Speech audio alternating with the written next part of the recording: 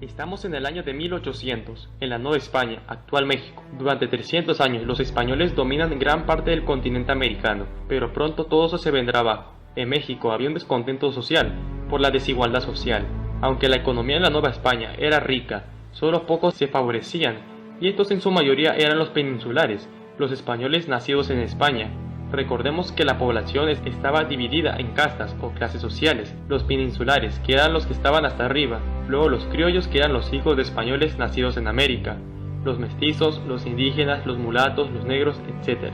Otra causa fueron las reformas borbónicas por parte de España, que aumentaban más los impuestos y le quitaban más autonomía a los territorios en América. Eso molestó mucho más a los criollos, ya que no tendrían mucha más autonomía. Otra causa, una de las más importantes, fue la invasión del primer imperio francés de Napoleón a España en 1808, que dio inicio a la Guerra de Independencia Española, donde quitaban del trono a Fernando VII y ponían al hermano de Napoleón como emperador de España. Esto causaría aún más descontento social al no reconocer el gobierno impuesto por Napoleón en España. Llegamos al año de 1810, mientras en España está ocupada en su guerra contra Francia. En la Nueva España ya habían varios grupos que conspiraban contra el gobierno, pero es en Querétaro donde hay una conspiración para llamar al pueblo a las armas contra el virrey.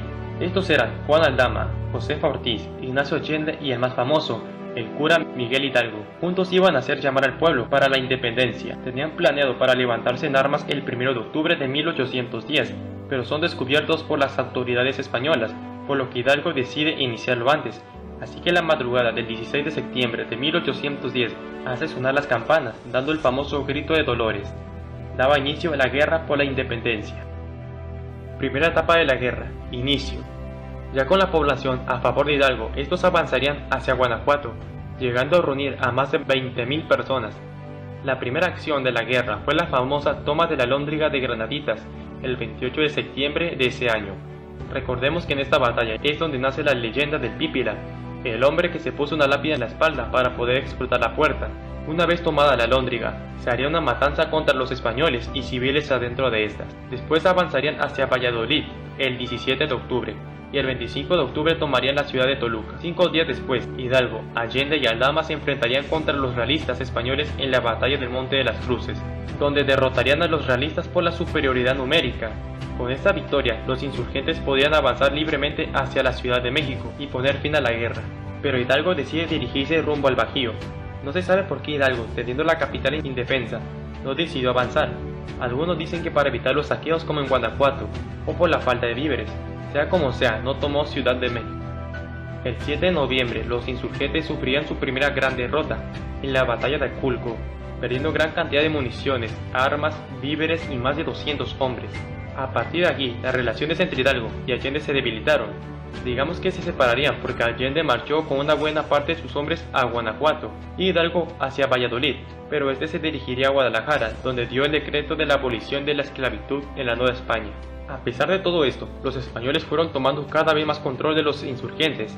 El 11 de enero de 1811 sufren su primera gran derrota, tal vez la mayor de todas, en la batalla del Puente de Calderón, a pesar de su superioridad numérica, ya que perdieron a más de 10.000 hombres en esta batalla.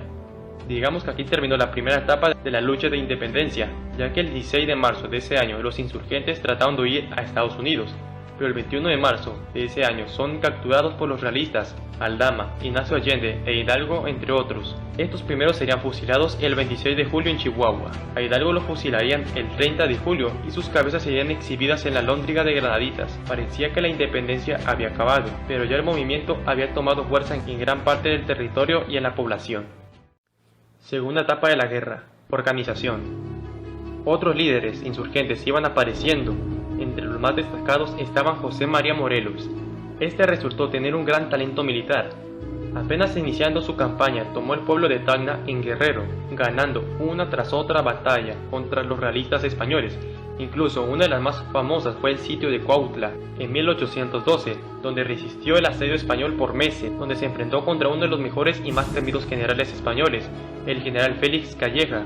Tras meses de asedio, los insurgentes rompen el sitio y logran huir el 2 de mayo. Otra gran acción militar de Morelos fue la toma de Acapulco, el 12 de abril de 1813.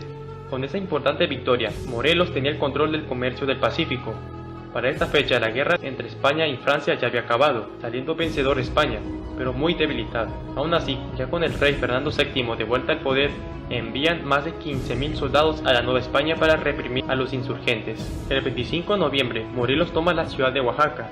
Las campañas de Morelos iban teniendo éxito, incluso el mismo Napoleón Bonaparte llegó a admirar a Morelos por su valentía y su talento militar. Según Napoleón dijo una frase: "Con 5 generales como Morelos conquistaría el mundo".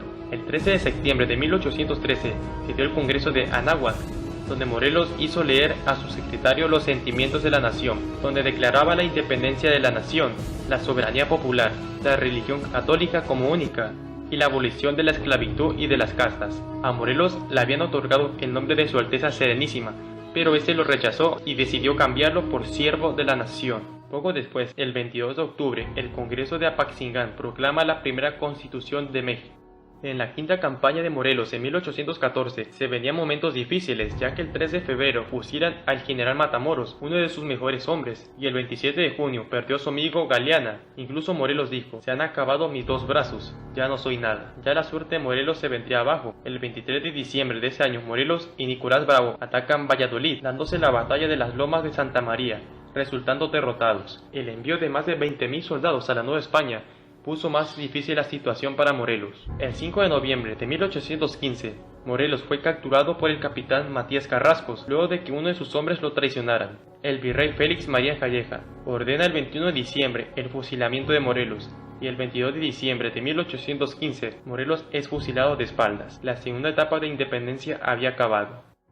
Tercera etapa, resistencia, guerra de guerrillas. Después de la muerte de Morelos, los pocos insurgentes que quedaban luchaban de manera aislada, por medio de la guerra de guerrillas, y estos eran Vicente Guerrero, Guadalupe Victoria, que se escondió en las selvas y las montañas remotas, y Pedro Asensio, un hombre muy poco recordado, a pesar de que combatió por medio de guerrillas por los estados de Oaxaca, Guerrero, Michoacán y Puebla. Ya para estas fechas, los realistas tenían gran control sobre los independentistas. Les mencionaré solo unos enfrentamientos en esta etapa: el sitio de Soto a la Marina, victoria española; la batalla de los Arrastraderos, victoria insurgente; la batalla de Cañada de los Naranjos, victoria española; la batalla del Cerro de Barradas, victoria insurgente; y la batalla de Aguasarca, victoria española.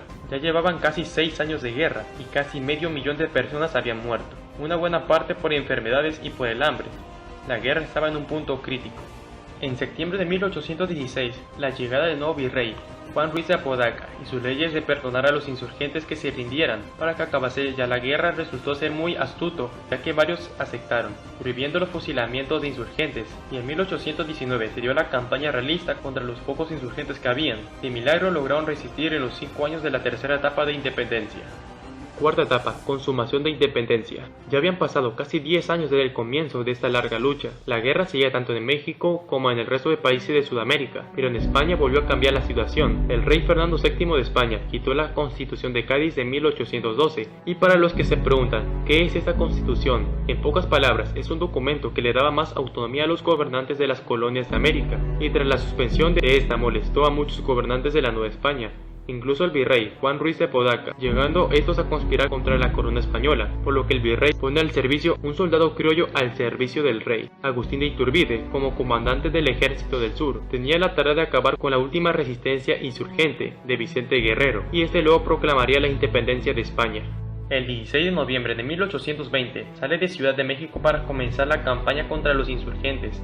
Curiosamente, Iturbide fue derrotado por los insurgentes en casi todas las batallas. Por ejemplo, el 28 de diciembre de ese año, Pedro Asensio, un soldado insurgente con 800 hombres, derrotó a un contingente de soldados realistas de Iturbide, muriendo 108 de estos. Igual Vicente Guerrero venció el 2 de enero de 1821 en la batalla de Zapotepec, pero Iturbide tenía planeado hacer una alianza con Guerrero, así que mandaba cartas a este. Finalmente, el 10 de febrero de 1821, se reunirían en Acatempán, donde se dio el recordado abrazo de Acatempán entre Iturbide y Guerrero, sellando la alianza entre estos dos. El 24 de febrero, Iturbide proclamó el Plan de Iguala, el cual se fundamentó en 3 garantías: religión, unión e independencia. Aquí nació el ejército trigarante, y su bandera representaba las 3 garantías anteriores. Sus colores, el blanco, el verde, el rojo, junto con 3 estrellas. El ejército trigarante avanzaría para tomar la Ciudad de México. La ciudad de Puebla fue la primera ciudad importante en ser tomada por ellos, mientras en las costas del Golfo de México se hallaba Antonio López de Santa Anna, que se encontraba asediando el puerto de Veracruz. Después de ir reuniendo cada vez más soldados, durante los siguientes meses el ejército trigarante las iban de ganar. Ya el 19 de agosto derrotan a los españoles realistas en la batalla de Azcapotzalco, siendo una victoria decisiva para el ejército trigarante. El 24 de agosto de ese año se firman los tratados de Córdoba en la ciudad de Córdoba, Veracruz, entre Agustín de Iturbide y por Juan Donoju, jefe político superior de la provincia de la Nueva España. El tratado pretende reconocer a México como un imperio independiente de la monarquía española.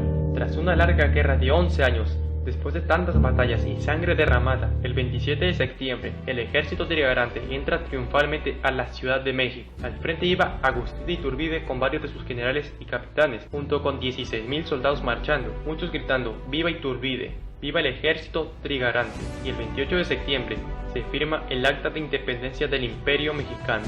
Y ahora cada aniversario se celebra el grito de independencia y en todo el país por los héroes que nos dieron patria e independencia.